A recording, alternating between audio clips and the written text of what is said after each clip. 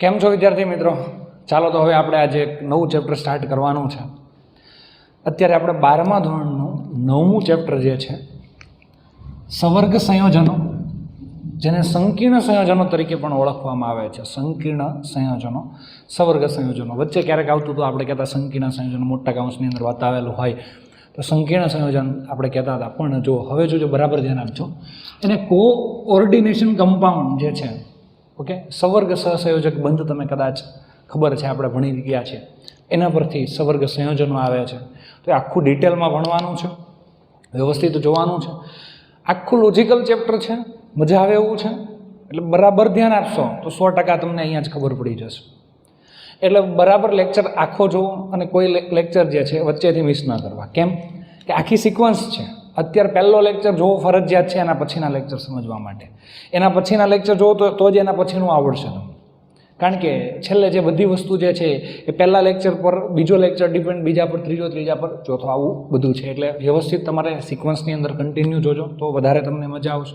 હા, એવું લાગે કે ઓછું સમજ પડે તો તમને એ લેક્ચર બીજી વાર જોઈ શકો છો. અને આખું જ લેક્ચર જે એ ટૂંક સરળ લેંગ્વેજની અંદર આપીશ, બીજા ઉદાહરણ પણ આપીશ, તો 100% તમને ખબર પડી જ જશે. ખ્યાલ આવ્યો? એટલા માટે જોજો. હવે આપણે સંકીર્ણ સંયોજનો, પણ હવે જો આનું લખાણ જે છે, પહેલાં વ્યાખ્યા આપેલી છે તમને, પણ વ્યાખ્યા પહેલાં હું નથી લેતો. જોજો બરાબર. પહેલાં હું તમને અહીંયા લખાવું છું ને એ બધું વ્યવસ્થિત તમારે લખી લેવાનું છે, કારણ કે એમાં એક્સ્ટ્રા ઉદાહરણો લીધા છે કે જેથી તમને ખબર પડી જાય. એટલે તમારે લખી નાખવાનું છે. અક્ષર આનંદ બુકની અંદર તમારી પાસે છે જ, તો એમની અંદરથી તમારે લખવાનું છે. પણ હા, પછી એક્સ્ટ્રા ઉદાહરણ મેં કરાવ્યું હોય તો એની અંદર તમારે એડ કરી દેવાનું છે. ખ્યાલ આવો? એટલે પહેલાં હું ઉદાહરણ આપીશ, પછી તમને વ્યાખ્યા આપું તો તમને વધારે મજા આવશે. અને બીજું કે JEE નીટ માટે પણ આ ચેપ્ટર બહુ જ અગત્યનું છે. એટલા માટે NCERT માટે તો છે જ, પણ JEE નીટ માટે પણ આમાંથી દર વર્ષે પ્રશ્ન આવે જ છે. એટલે ખાસ તૈયારી કરજો. અને MCQ પણ ખાસ કરવાના છે, કારણ કે આમાંથી MCQ ટ્વિસ્ટ થઈને પૂછાય છે, ટ્વિસ્ટ કરીને પૂછે છે. એટલે બરાબર જોજો. અને એક વખત હા, ઓર્ગેનિકમાં એવું હોય કે એ લેક્ચર જે છે એનું રિવિઝન વારંવાર કરવું પડતું હોય છે, પણ આનું રિવિઝન ઓછું કરશો તો ચાલશે, પણ શીખવામાં જરાક પહેલાં વધારે ધ્યાન આપવું પડશે. ઓકે, ચાલો. તો હવે પહેલાં હું ઉદાહરણ લઈ લઉં, પછી વ્યાખ્યા લખીશ. અને આખું લખાણ જે છે એ પછી તમે બુકમાં અંદરથી લખી નાખજો, પહેલાં સમજી લો. અને અત્યારે લખવું હોય તો રફ નોટની અંદર લખતું જવાનું છે. મેં જે બુક સિવાયના ઉદાહરણ આપ્યા હોય તે તમારે લખવા હોય તો પછી તમારે લખી નાખવાના છે. એટલા માટે ફેર નોટની અંદર પછી લખવાનું છે તમારે. ચાલો, તો સૌ પ્રથમ સંકીર્ણ સંયોજન એટલે શું, પહેલાં એક ઉદાહરણથી આપણે સ્ટાર્ટ કરીએ. કે ધારી લો કે તમારી પાસે કંઈક એવું સંયોજન જે છે કે Ni જે છે Cl4 છે, આવી રીતે બતાવેલું છે. આગળ K છે. તો ખરેખર આ સંયોજન આ રીતના છે, K પ્લસ અને આ અહીંયા Ni સાથે 4Cl છે, અને આ રીતે આ માઇનસ છે.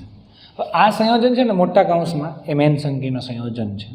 તો આ જે છે આની અંદર આયનો છે એ છૂટા નહીં પડે. હા, તમે આ સંયોજનને પાણીમાં નાખો છો, જો બરાબર. અહીંયા ખરેખર અહીંયા K2 આવશે, અહીંયા 2K પ્લસ લખી નાખો, બરાબર છે. જો અહીંયા 2K પ્લસ લખવું તો અહીંયા -2 આવશે. આ ઘણા બધા ઉદાહરણ આવે છે, ખ્યાલ આવ્યો? K2 NiCl4 2K પ્લસ, અને આ સમજાવવા માટે છે, પછી બધા બહુ બધા આવશે. હવે આ ટાઈપનું તમને આપેલું છે, તો આની અંદર કઈ રીતના ગોઠવણી છે જોજો, બરાબર ખાસ ધ્યાન આપજો. હવે આને હું અહીંયાથી ઉઠાવી લઈશ તો આમાં નિકલની ઓક્સિડેશન અવસ્થા કેટલી, ચાલો બોલો દોસ્તો. ક્લોરીન છે, ક્લોરીન 4 ક્લોરીન છે, 4Cl માઇનસ છે. હવે સરવાળો એવો આવવો જોઈએ કે -2 આવવો જોઈએ. -2 ક્યારે આવશે કે નિકલની ઓક્સિડેશન અવસ્થા તમે કેટલી લખો, +2. તો આનો સરવાળો આખાનો કેટલો થાય, -2 થાય. એટલે નિકલની ઓક્સિડેશન અવસ્થા +2 છે. પહેલાં એ જુઓ. સંકીર્ણ સંયોજન છે આ K2 NiCl4, એમાં આયન છૂટા પાડો, એમાં મોટા કૌંસમાં હોય ને, ખ્યાલ આવ્યો? તો એને અલગ રાખવાનો છે, આને અલગ કર્યું છે આપણે. તો આના ઉપર +2 છે, 2 પ્લસ છે તો અહીંયા 2 માઇનસ આવશે જ, એના આધારે લીધું. અહીંયા આ બાજુ 2 પ્લસ છે તો અહીંયા 2 માઇનસ આવશે. અહીંયા -2 ક્યારે થાય કે નિકલની ઓક્સિડેશન અવસ્થા તમે કેટલી લખો, +2 લખો ત્યારે. તો હવે જોજો, બરાબર ધ્યાન આપજો. આપણે નિકલની વાત કરીએ છીએ. ચાલો, આ બધાની ગોઠવણી કેવી છે તે. તો નિકલની વાત કરીએ તો નિકલની ઇલેક્ટ્રોન રચના લખીએ. પરમાણુ ક્રમાંક કેટલો છે, 28. તમને ખબર છે, સ્કે, ટી, વે, ક્રો, મે, આઈ, કો, ની. 8 નંબર પર આવ્યું એટલે પરમાણુ ક્રમાંક 28. પરમાણુ ક્રમાંક 28, તો આની ઇલેક્ટ્રોન રચના લખવી બહુ સહેલી છે. આર્ગોન 3d8 અને 4s2. જો પરમાણુ ક્રમાંક 28 ને તો ડીમાં 8 લખી દેવાના છે. પરમાણુ ક્રમાંક 27 તો ડીમાં 7, એસમાં તો 2 જ હોય. હવે આમાં ઇલેક્ટ્રોન જે છે એ કઈ રીતે ગોઠવેલા છે તો એની હું વાત કરીશ. તો એસ કક્ષક જે છે અહીંયા 4s, 4p અને 4d આમ છે, આવી રીતે છે. પહેલાં 3d આપી છે તો 3d આપણે ડ્રો કરી નાખીએ. ચાલો, તો આ એક 4p નો ડ્રો કરીએ તો ચાલશે. ઓકે, ચાલો અહીંયા પહેલાં 3d લઈ લો, પછી 4s લઈ લો. જો આ બધી જ ડ્રો કરવાની હોય પણ અત્યારે જરૂર છે એટલે આપણે ડ્રો કરીએ છીએ. આ 3d, 4s અને 4p મેં અહીંયા ડ્રો કરી હતી પહેલાં, આ પછી આ 4d પણ ડ્રો કરી હતી પણ અત્યારે જરૂર નથી તો નથી લેતા. 3dના કેટલા પ્રકાર છે? 5. 1, 2, 3, 4 અને 5. એસનો 1 અને પીના 3. આ કઈ કઈ કક્ષક છે એ હું તમને કહી દઉં. આ જે છે તે 3d છે, આ 4s છે અને આ 4p છે. આના 5 પ્રકાર આવે, આના 3 1 આવે અને આના 3 આવે, તમને ખબર છે. હવે કેટલા કેટલા ઇલેક્ટ્રોન છે દોસ્ત ચાલો જોઈએ. 3dમાં કેટલા છે? 8. 1, 2, 3, 4, 5, 6, 7 અને 8 ઇલેક્ટ્રોન થયા. 4sમાં કેટલા છે? 2. 4pમાં કાંઈ નહીં. ચાલો, આ નિકલની ઇલેક્ટ્રોન રચના લખી જોજો, બરાબર ધ્યાન રાખજો. હવે આપણે ઇલેક્ટ્રોન રચના લખવાની છે Ni+2. 2 ઇલેક્ટ્રોન ગુમાવે તો આમાં ક્યાંથી ગુમાવશે તમને ખબર છે? 4sમાંથી જતા રહેશે. તો Ni+2ની ઇલેક્ટ્રોન રચના હું લખીશ. Ni+2 પરમાણુ ક્રમાંક 28 છે, 2 ઇલેક્ટ્રોન ટપકાઈ દીધા છે અને 3d 8 થાય. 4sમાં કેટલા થશે? 0.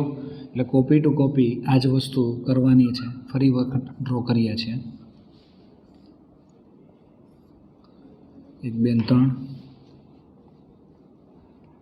ચાલો, હવે આની અંદર 5 ઇલેક્ટ્રોન, આમાંથી 2 ઇલેક્ટ્રોન ઉડી ગયા, આમાં 8 ઇલેક્ટ્રોન વધ્યા છે.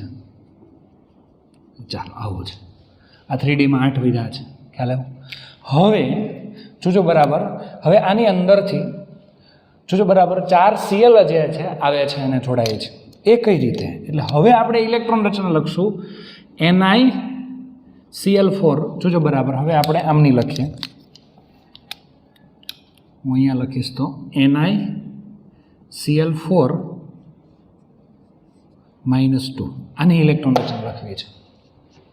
NiCl4 -2 એટલે ટૂંકમાં Ni+2 તો છે જ પણ 4 Cl આવ્યા છે એટલું. આમાં ફેર શું છે? આમાં Ni+2 છે, આમાં Ni+2 છે, પણ 4 Cl- એક્સ્ટ્રા છે. એ કઈ રીતે હશે? તો ચાલો, આમાં નિકલની ઓક્સિડેશન અવસ્થા કેટલી છે? આર્ગોન 3d8 જ છે, એટલું જ છે. હવે અહીંયાથી આપણે ડ્રો કરશું તો આ એઝ ઇટ ઇઝ છે. જોજો બરાબર, મસ્ત કામ છે, મજા આવે એવું છે. જગ્યા થોડીક ઘટ છે પણ ઓકે, ચાલો કંઈ વાંધો નહીં. ઓકે, ચાલો આ રીતે છે. તો આની અંદરથી જોજો બરાબર, ધ્યાન રાખજો. અહીંયા 4 પ્રકાર છે અને કેટલા પ્રકાર છે? 3. ઓલરેડી આની અંદર 8 ઇલેક્ટ્રોન તો છે જ. 1, 2, 3, 4, 5, 6, 7, 8. આમાં 8 છે, આમાં કાંઈ નથી. હવે થશે એવું, જોજો બરાબર, ખાસ ધ્યાન રાખજો. તમારી પાસે 4 Cl છે, એ 4 Cl જે છે એ ઇલેક્ટ્રોન યુગ્મનું દાન કરશે. જો આવી રીતે છે, થોડીક ફિગર હું નાની ડ્રો કરું છું. અહીંયા નિકલ છે, એની આજુબાજુમાં 4 Cl છે. તમને કદાચ અહીંયા નીચે સુધી, અહીંયા સુધી દેખાતું જ હશે એવું હું ધારી લઉં છું. એ નિકલ છે, એની આજુબાજુમાં 4 Cl છે. થોડુંક ઉપર ડ્રો કરું કારણ કે કદાચ તમને છે ને દેખાશે નહીં. Cl, આ Cl, આ Cl અને આ Cl, આ 4 Cl છે, વચ્ચે નિકલ છે, આવી રીતે. હવે 4 Cl જે છે એની પાસે અબંધકારક ઇલેક્ટ્રોન યુગ્મ હોય છે, તમને ખબર. Cl- એટલે આવી રીતે હોય, 12ની કક્ષામાં એટલા ઇલેક્ટ્રોન હોય, 8 હોય, આવી રીતે 8 ઇલેક્ટ્રોન હોય. અને નિકલ+2 જે છે, આ નિકલ+2 છે, આ નિકલ+2ની કઈ કક્ષક ખાલી છે? જો આ 3d ભરાયેલી છે, એમાં 2 કક્ષક ખાલી છે, પછી 4s આખી ખાલી છે, 4p આખી ખાલી છે. જોજો બરાબર, નિકલની કક્ષકમાં. હવે આ જે ક્લોરીન જે છે ને એ નિકલની કક્ષકમાં ઇલેક્ટ્રોન યુગ્મનું દાન કરશે. આ જે અબંધકારક ઇલેક્ટ્રોન યુગ્મ છે ને એ દાન કરે, આ બંને ઇલેક્ટ્રોન આને આપે. એટલે હું અહીંયા લખીશ તો અહીંયા આવી રીતે લખીશ. આ એક ક્લોરીન છે ને, આ બંને ઇલેક્ટ્રોનનું દાન કર્યું. આને આપ્યા. કોને આપ્યા? નિકલની ખાલી કક્ષક છે એમ. પછી બીજા ક્લોરીને દાન કર્યું. આ બીજા ક્લોરીને દાન કર્યું. એ અહીંયા ગોઠવાય. બીજા ક્લોરીને દાન કર્યું. એ ક્યાં ઇલેક્ટ્રોન દાન? આ બંને ઇલેક્ટ્રોન કોના છે? ક્લોરીનના છે. આ બંને ઇલેક્ટ્રોન ક્લોરીનના છે. આ પણ દાન કરે છે અને આ પણ દાન કરે છે. ઓકે, એટલે અહીંયા આ ત્રીજો ક્લોરીન અને આ ચોથો ક્લોરીન, આ ચારેય જોડાય છે. આ ચારેય જોડાઈ જે છે, જોજો બરાબર, આ ચારેય જોડાય મિક્સ થઈ જાય છે અને સંકરણ કયું થઈ જાય તમને ખબર છે? 4 કક્ષક, 1 S અને 3 P. કયું સંકરણ થઈ જાય? sp3 સંકરણ થઈ જાય. આકાર કેવો થઈ ગયો? સમચતુષ્ફલકીય આકાર થઈ જાય. ખ્યાલ આવ્યો? એટલે હવે જોજો બરાબર, આ નિકલ છે તે ધાતુ આયન છે, નિકલ ધાતુ આયન છે અને એમની સાથે ક્લોરીન જોડાયેલો છે. કોણ જોડાયેલો છે? ક્લોરીન જોડાયેલો છે.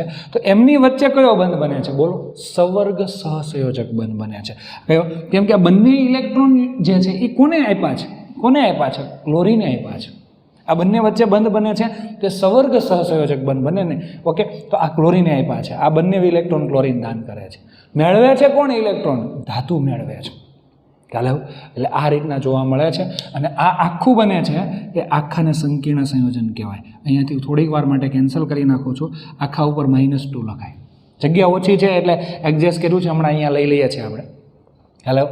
આખા ઉપર એટલે આ રીતે આવે છે. થોડોક પાછળ આવી જાઉં છું, સ્ક્રીનશોટ લઈ લો, મારે આને કેન્સલ કરવું છે. ખ્યાલ આવ્યો? ચાલો, જો આ રીતના છે.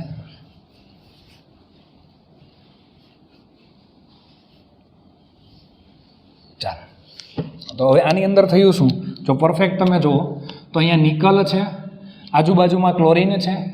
1 2 2 3 અને 4, બરાબર છે. 4 ક્લોરીન છે. બધા ક્લોરીન જે છે આને ઇલેક્ટ્રોન યુગ્મનું દાન કરે, ધાતુ આયનને. આ ધાતુને 1 ક્લોરીને દાન કર્યું, બીજા ક્લોરીને દાન કર્યું, ત્રીજા ક્લોરીને દાન કર્યું અને ચોથા ક્લોરીને દાન કર્યું છે ઇલેક્ટ્રોન યુગ્મનું. એટલે કે ધાતુ અને આજે જે છે એમની વચ્ચે કયો બંધ બને છે? સવર્ગ સહસંયોજક બંધ બને છે. આકાર જે છે એ કયો આવશે?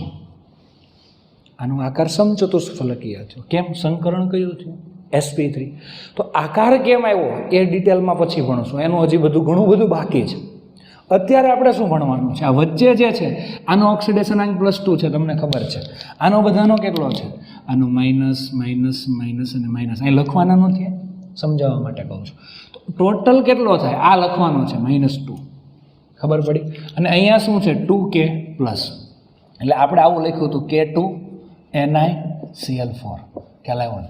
આ રીતે થઈ ગયું. તો જોજો બરાબર, વચ્ચે જે છે અહીંયા એ ધાતુ હશે. આ જે છે ને એ ધાતુ આયન હશે, ધાતુ આયન. અને આ મોટા ભાગે 99%, 100% નહીં, 99% સંક્રાંતિ ધાતુ હશે. સંક્રાંતિ. અને એમાંય તે 90% સ્કેટી, વે, ક્રોમે, આઇકોની, કોજી આટલામાંથી હશે. બીજા બધા હશે પણ એ ઓછા કેસમાં. એટલે અહીંયા વચ્ચે જે ધાતુ આયન હશે અને મોટા ભાગે સંક્રાંતિ ધાતુ હશે. સંક્રાંતિ ધાતુ આયન. ઓકે, હવે જોજો બરાબર ધ્યાન રાખજો. સંક્રાંતિ ધાતુ આયન છે અહીંયા વચ્ચે. આજુબાજુમાં છે 4 Cl ગોઠવાયેલા છે. ઓકે, એ જે છે એ અહીંયા કોણ હશે? આ જે Cl જે છે, આ જે દેખાય છે આ 4, એ અહીંયા જે છે ને એ ઋણ આયન હોય. અત્યારે ઋણ આયન છે. અથવા તટસ્થ અણુ પણ હોય. તટસ્થ અણુ પણ હોય. અત્યારે ઋણ આયન છે. કયો ઋણ આયન છે? ક્લોરીન. અથવા ઘણી વખત તટસ્થ અણુ પણ હોય તો આને લિગેન્ડ તરીકે ઓળખવામાં આવે છે. લિગેન્ડ. આને શું કહેવાય? લિગેન્ડ કહેવાય. લિગેન્ડ છે એ ઇલેક્ટ્રોન યુગ્મનું દાન કોને કરે છે? ધાતુ આયન. લિગેન્ડ અને ધાતુ આયન વચ્ચે બંધ બને છે તેને કયો બંધ કહેવામાં આવે છે? આ બંને વચ્ચે બંધ બને છે. આ બંને વચ્ચે બંધ બને છે એને સવર્ગ સહસંયોજક બંધ કહે છે. એને કયો બંધ કહે છે? સવર્ગ સહસંયોજક બંધ. અને આને સંકીર્ણ સંયોજન કહેવાય. કયું સંયોજન કહેવાય? સંકીર્ણ સંયોજન. એટલે પહેલાં લિગેન્ડ કોણ છે? ધાતુ આયન કોણ છે? એ ખાસ સમજો. એ બહુ જ અગત્યની વસ્તુ છે. એટલા માટે તો કહું, પહેલો લેક્ચર જે છે એ બધા જ બહુ અગત્યનો. પહેલો લેક્ચર જુઓ તો જ બીજા લેક્ચરમાં વધારે મજા આવે તમને, તો જ ખબર પડે. એટલા માટે વ્યવસ્થિત તમે જુઓ. ખ્યાલ? આમાં બધા શું છે, એમાં એક્સ્ટ્રા ઉદાહરણ આપ્યા હોય છે. આ જે મેં લખાવ્યું હતું એ પહેલાં તમે રફ નોટમાં લખી લો. ખ્યાલ આવ્યો? પછી જે છે વધારાની વસ્તુ લાગે કે જે બુકમાં નથી ને મેં લખાવી હોય તો એ તમે એડ કરી દેવાની પછી ફેર નોટની અંદર, ખ્યાલ આવે? અચ્છા, તો આટલી વસ્તુ જે છે. હજુ એક ઉદાહરણ લઉં પછી વ્યાખ્યા લો, ખ્યાલ આવે? ઉદાહરણ આ તમને પણ, આ ઉદાહરણ પણ ટેક્સ્ટ બુકમાં નથી એટલે જોજો. આ એક ઉદાહરણ લીધું. આ ધાતુ આયન છે, આ લિગેન્ડ છે. લિગેન્ડ અને ધાતુ આયન વચ્ચે કયો બંધ છે? સવર્ગ સહસંયોજક બંધ. આ આખું સંયોજન છે અને સંકીર્ણ સંયોજન કહેવાય. મોટા કાઉન્સમાં હંમેશા દર્શાવવાનું છે, ખ્યાલ આવે? આ બાજુમાં જે છે એને તટસ્થ કરવા માટે હશે. અહીંયા જો 2 માઇનસ છે ને તો 2 કે પ્લસ છે, 2 એને પ્લસ લખો તોય ચાલે. ટૂંકમાં આને તટસ્થ કરે એવું કંઈક છે અહીં, ખ્યાલ આવે? એટલે આ રીતના છે. ચાલો, તો આટલું લખી નાખજો, બાકી હશે તમારે રફ કરી દઉં છું. ચાલો હવે ઉદાહરણ એવું કંઈક છે કે CO NH3 6 ટાઈમ અને Cl3, આવું સંકીર્ણ સંયોજન છે. CO એટલે કોબાલ્ટ છે, એમોનિયા 6 વખત જોડાયેલો છે એની સાથે, અને 12 3 Cl છે. હવે આને છૂટું પાડો તો કેમ લખાય? મોટો કાઉન્સ જે છે એને એમ જ રહેવા દો. કોબાલ્ટ સાથે એમોનિયા કેટલા જોડાયેલા છે? 6. હવે આમાં વીજભાર કેટલો આવશે એ તમારે નક્કી કરવાનો. 3 Cl માઇનસ છે, Cl ઉપર 1 માઇનસ હોય એવા 3 છે, તો 3 માઇનસ છે તો અહીંયા 3 પ્લસ હશે, તો આના ઉપર 3 પ્લસ છે, +3. ખ્યાલ? હવે જોજો બરાબર.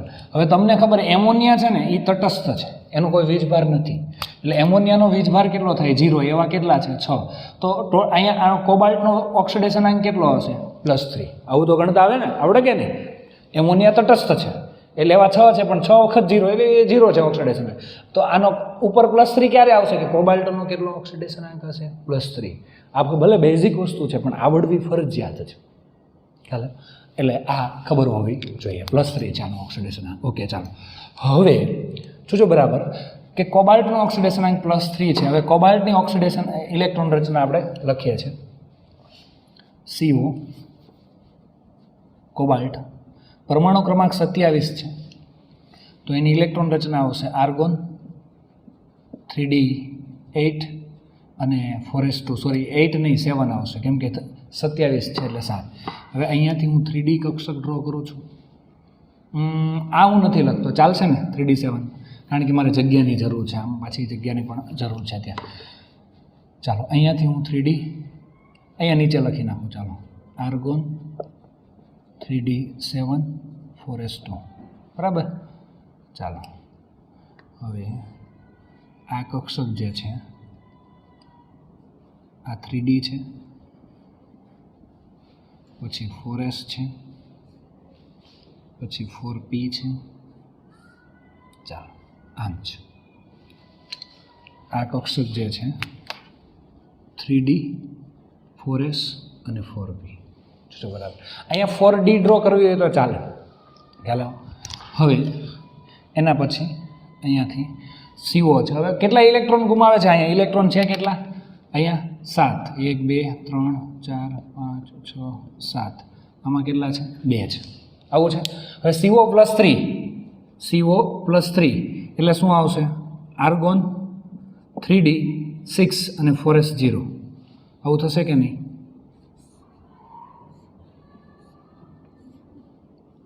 ચાલો આવું છે. હવે આમની અંદર કેટલા ઇલેક્ટ્રોન છે ચાલો એ જોઈ લઈએ.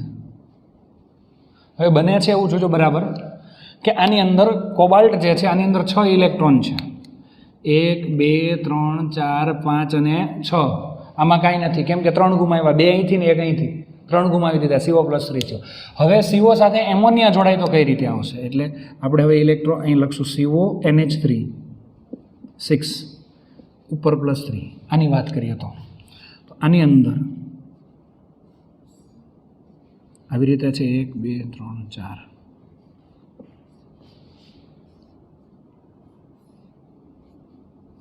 ચાલો હવે બનશે એવું ટોટલ કેટલા લિગેન્ડ છે? 6 છે.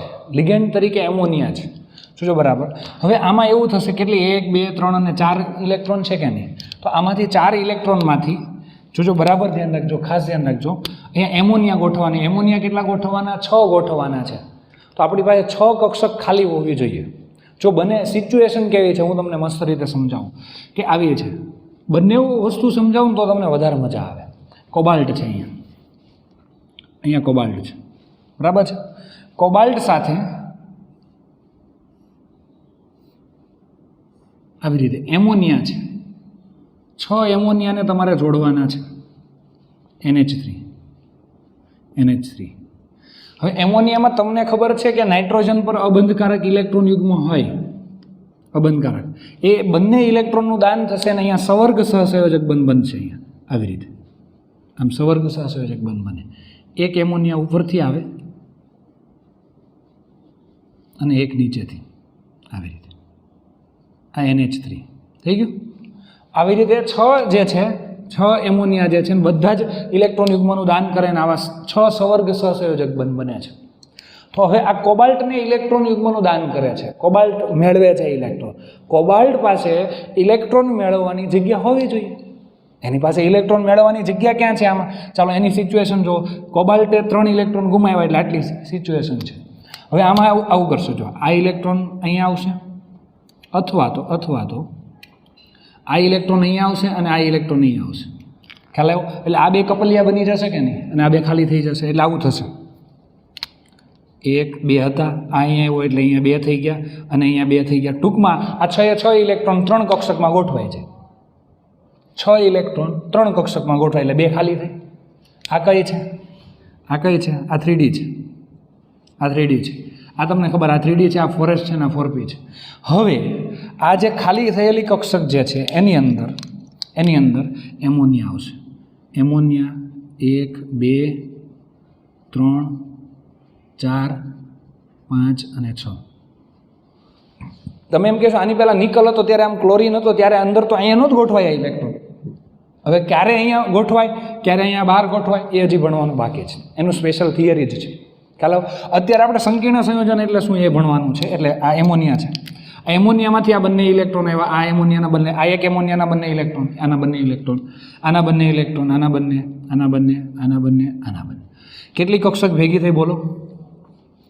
એક D2, એક S અને 3P.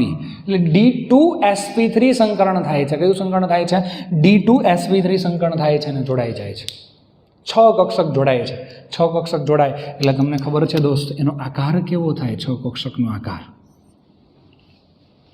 અષ્ટફલકીય થાય. કેવો થાય? અષ્ટફલકીય થાય. આવી રીતે અષ્ટફલકીય આકાર થાય. આ આકારની તમને ખબર જ છે, આમ છે આવી રીતે.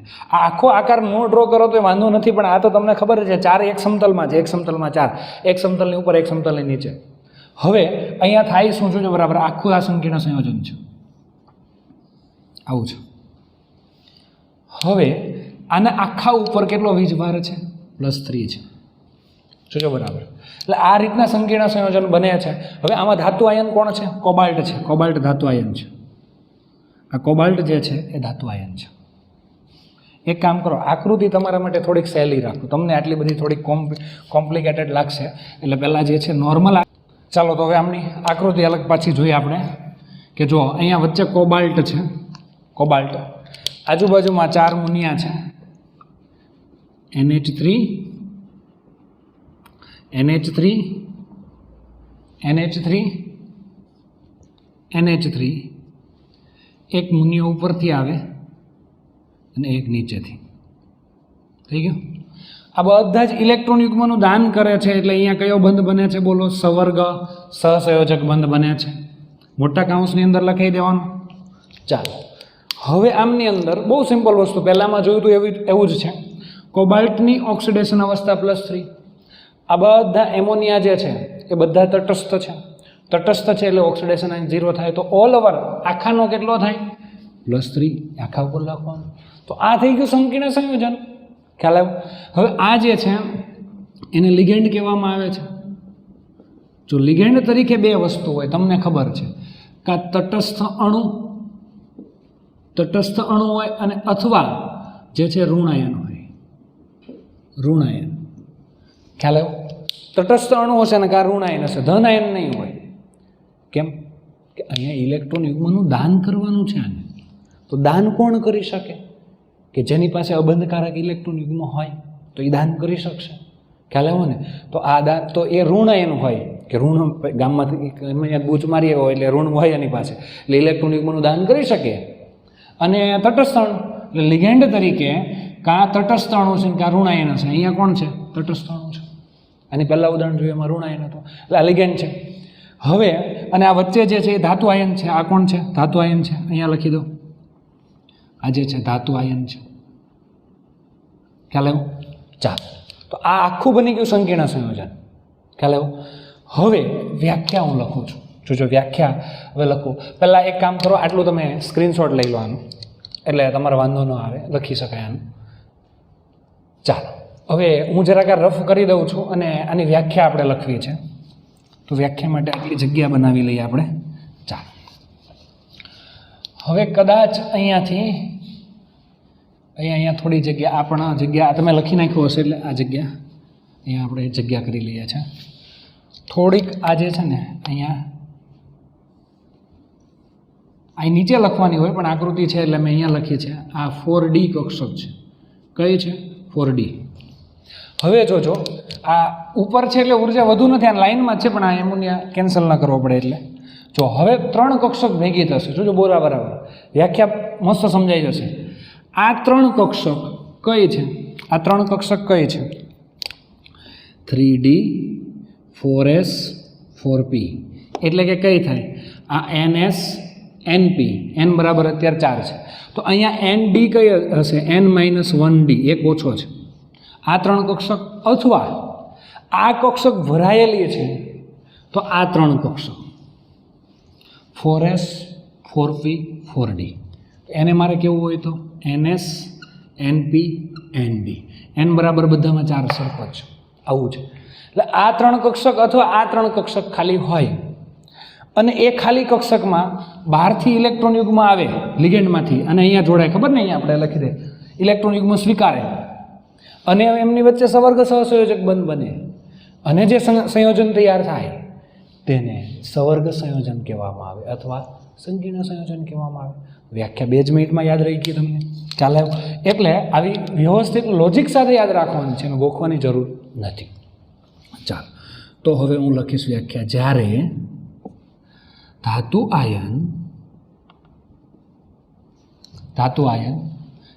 આયન પાસે કઈ કક્ષક ખાલી હોય?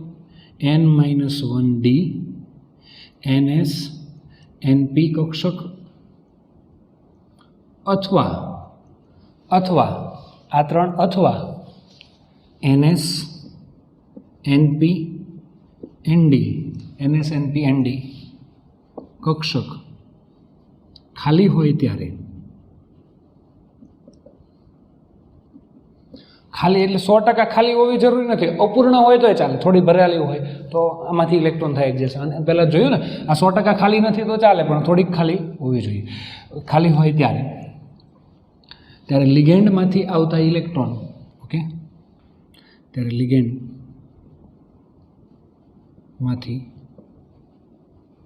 આવતા ઇલેક્ટ્રોન યુગ્મ સ્વીકારી, લિગેન્ડમાંથી આવતા ઇલેક્ટ્રોન યુગ્મ સ્વીકારી સવર્ગ સહસંયોજક બંધ બનાવે. સવર્ગ સહસંયોજક બંધ બનાવે ત્યારે બનતા સંયોજનને સવર્ગ સંયોજન અથવા સંકીર્ણ સંયોજન કહે છે.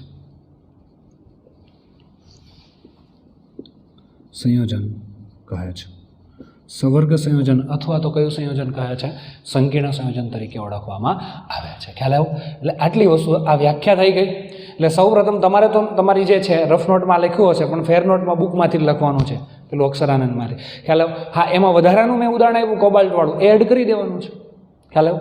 અને હજી 2 વસ્તુ બાકી છે, પોઈન્ટ એ લખેલા જ છે પણ મારે કહેવાના બાકી છે કે અહીંયા ધાતુ આયન અને એમોનિયા વચ્ચે કયો બંધ બને? સવર્ગ સહસંયોજક, તીર વડે દર્શાવે. હવે એક વસ્તુ છેલ્લી, કે આ જે છે ધાતુ આયન જે છે, જોજો બરાબર, લિગેન્ડ છે તે ઇલેક્ટ્રોન યુગ્મનું દાન કરે છે. લિગેન્ડ ઇલેક્ટ્રોન યુગ્મનું દાન કરે છે એટલે એને લુઈસ, જોજો બરાબર, ઇલેક્ટ્રોન યુગ્મનું દાન કરે છે. જે પદાર્થ ઇલેક્ટ્રોન યુગ્મનું દાન કરે તેને લુઈસ બેઝ કહે છે. જો H+નું દાન કરે ને તેને એસિડ કહેવાય. ખ્યાલ આવ્યો? પણ આ જે લુઈસના નિયમ પ્રમાણે જે ઇલેક્ટ્રોન યુગ્મનું દાન કરી લે તેને લુઈસ બેઝ કહે છે. એટલે આ જે છે લુઈસ બેઝ છે. એ ધાતુ આયન ઇલેક્ટ્રોન યુગ્મ સ્વીકારે છે એટલે એ લુઈસ એસિડ છે. ધાતુ આયન લુઈસ એસિડ છે. ખ્યાલ આવ્યો?